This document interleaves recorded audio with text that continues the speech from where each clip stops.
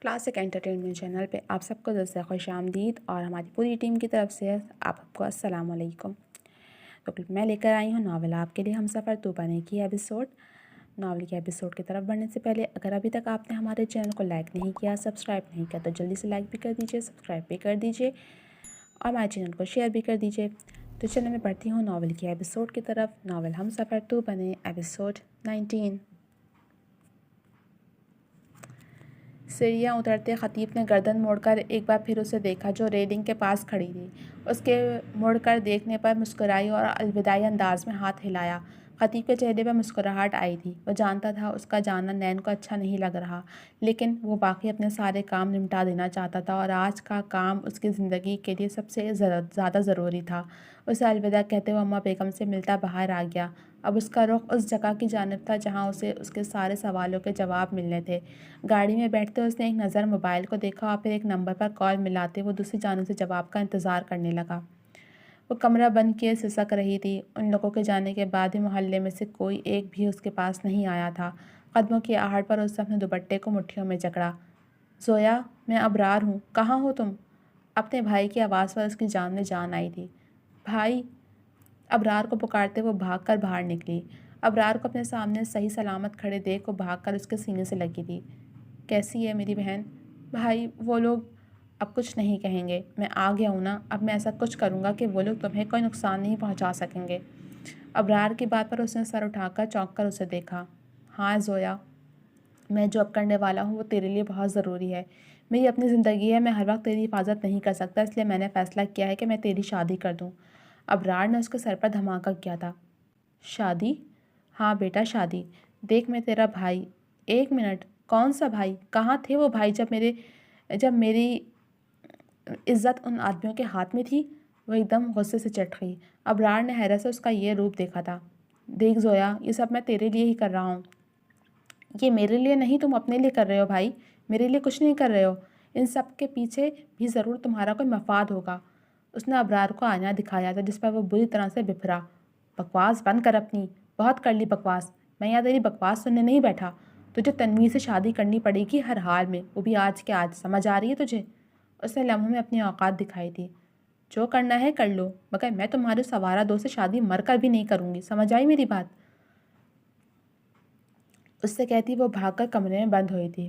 ابرار نے آج سے پہلے اسے اس طرح باغی ہوتے نہیں دیکھا تھا۔ وہ تو سر جھکا کر بات ماننے والی تھی، لیکن اب اچانک اسے ایسا کیا ہوا تھا وہ سمجھ نہیں پایا۔ نکاح تو تجھے کرنا ہی پڑے گا، چاہے خوشی سے یا پھر زبردستی۔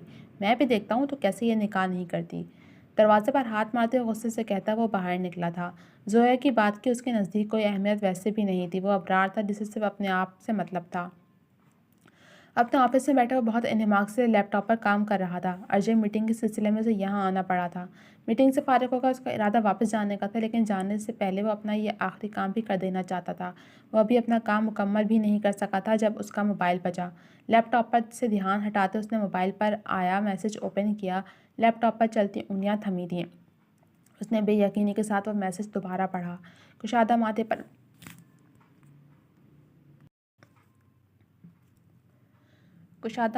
بل پڑے مزید گہرے ہوئے تھے۔ ایک جھٹکے سے لیپ ٹاپ بند کرتے وہ جھٹکے سے اپنی جگہ سے اٹھا تھا۔ اس کی آنکھوں سے شعلے لپک رہے تھے جو سب کچھ جلا کر خاکسار کر دینا چاہتے تھے۔ بنا وقت ضائع کیے وہ تیزی سے وہاں سے نکلا تھا۔ گاڑی میں بیٹھتے اس نے فوراً سے ایک نمبر ڈائل کیا۔ ہیلو، نکاح خواہ کو لے کر میرے بتائے گئے ایڈریس پر پہنچو، میں تمہیں وہیں ملوں گا، سپاٹ انداز میں کہتا وہ گاڑی سٹارٹ کر کے وہاں سے نکلا تھا۔ باہر لوگوں کا شور بڑھتا جا رہا تھا اور ساتھ ساتھ اس کے دل کی دھڑکن بھی۔ ابرار اپنی بات کا کتنا پکا تھا اس بات کا اندازہ اس سے بہت اچھے سے تھا۔ گھبراہٹ سے اس کا دل بند ہونے کے قریب تھا۔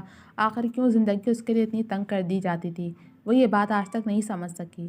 پہلے ماں گئی، پھر باپ گیا اور بھائی اس کے ساتھ ستیلوں سے بھی زیادہ برا سلوک کر رہا تھا۔ وہ مر کیوں نہیں جاتی؟ اس کا دل کیا خود کو ختم کر لے؟ زویا، باہر آ، دیکھ میں کوئی تماشا نہیں چاہتا، تنویر مولوی کے ساتھ کبھی بھی آتا ہی ہوگا، باہر آ ورنہ یہ دروازہ ٹوٹنے میں لمحہ نہیں لگے گا۔ وہ اپنی عادت سے مجبور تھا۔ زویا اچھے سے جانتی تھی وہ اس دروازے کو توڑ دے گا اگر وہ باہر نہیں آئی تو۔ دروازہ کھول دے زویا، اس سے پہلے کہ میں یہ دروازہ توڑ دوں۔ وہ ایک بار پھر پوری طاقت سے چلاتے دروازے پر ضرب لگا گیا۔ خوف سے وہ خود میں سمٹی تھی۔ سمجھ نہیں آ رہا تھا کہ آخر کرے تو کیا کرے۔ آج اس کی قسمت کا فیصلہ اس کا بھائی کرنے والا تھا۔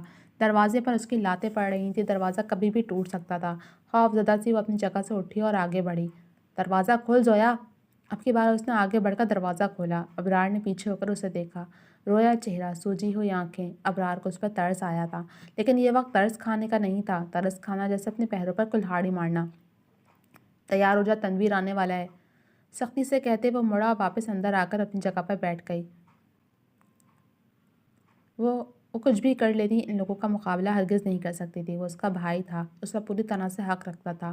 وہ تیار نہیں ہوئی تھی، بلکہ یوں ہی اپنی جگہ پر بیٹھی روتی رہی۔ تھوڑی دیر بعد کچھ عورتیں اندر آئیں، جنہیں دیکھ خوفزدہ ہو کر خود میں سمٹی تھی۔ نکاح کا وقت ہو گیا، یہ چادر اوڑھ لیں۔ اس عورت نے ایک ویلوٹ کی سرخ شال سے اس کا چہرہ ڈھانپا۔ زویا کا پورا وجود خوف سے لرز رہا تھا۔ یہ سب تو اس نے نہیں سوچا تھا، کیسے اس کی زندگی بدلنے جا رہی تھی۔ تھوڑی دیر بعد مولوی صاحب کی آمد ہوئی، وہ مزید خود میں سمٹی۔ مولوی صاحب اب اس سے رضامندی پوچھ رہے تھے، مگر اسے ہوش نہیں تھا۔ اس کا دل پھٹ رہا تھا، آنکھوں سے آنسو کا سیل رواں تھا۔ اسے کچھ سجھائی نہیں دے رہا تھا۔ مولوی اب دوبارہ اس سے اس کی رضامندی پوچھ رہا تھا۔ بند ہوتے سر کے ساتھ اس نے ہاں میں سر ہلایا۔ اس نے ہاں میں سر ہلاتے اپنے موت کے پروانے پر دستخط کیے تھے، اور پھر اسے کچھ ہوش نہیں رہا۔ ہوش و حواس سے بیگانہ ہوتی وہ ایک طرف گری تھی۔ وہ اپنے کمرے میں خاموشی سے بیٹھی اپنے حنائی ہاتھوں کو دیکھ رہی تھی۔ احرام صبح کا گیا ابھی تک واپس نہیں لوٹا تھا، اور یہی بات اسے بے چین کر رہی تھی۔ کیا سوچ رہی ہو دل؟ اس کے پاس بیٹھتے نین تارا نے دل کے آگے ہاتھ ہلایا تو وہ چونکی۔ نینو کب آئیں؟ تبھی جب آپ میرے بھائی کے خیالوں میں کھوئی ہوئی تھیں۔ نین کی شرارتی انداز سے وہ مسکراتے سر جھکا گئی۔ ایسا تو کچھ نہیں ہے اب۔ اچھا پھر کیسا ہے؟ کیسا بھی نہیں ہے لڑکی، اب آپ مجھے تنگ نہ کریں۔ نہیں کرتی، اس کے گال پر پیار کرتے نین نے مسکرا کر کہا۔ آج بھیا نہیں تو ان کے بدلے کا پیار آپ مجھے کر رہی ہیں؟ دل کی بات پر نین تارا کے چہرے کا رنگ سرخ ہوا۔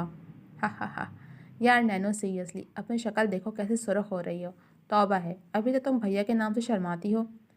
ابھی تک سے کیا مطلب ہے؟ اب تو ننا مہمان آنے والا ہے نا۔